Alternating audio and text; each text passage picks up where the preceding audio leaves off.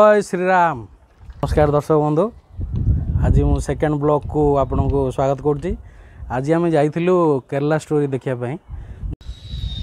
दर्शक बंधु, आज आम फिल्म देखि फेरला पर मो सांगे जन अच्छा जन दर्शक भाईना जन अच्छा आम मतामत नवा।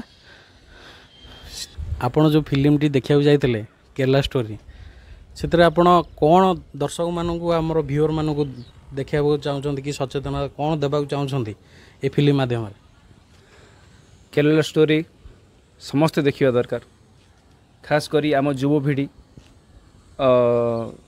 भौणी माने समस्त हिंदू भौणी माने देखा दरकार जे केमिति गो ट्राप करी आमर अन्य धर्मर आमर भाई भौणी मान को ट्राप करके फसई दौरान लव जिहाद कहते विभिन्न प्रकार ट्राप करके आतंकवादी ट्रेनिंग दौरान जहाँ भी किसी आम धर्म विरोधी आमको लड़िया दूसरे आम निज लोक विरोधी आमको लड़िया कहते से ये समस्त धर्म सनातन धर्मर समस्त भाई भौणी को मोर ये अनुरोध ये मुवी जा देखूँ आ पिला को उचित शिक्षा दिंतु। जय श्री कृष्ण।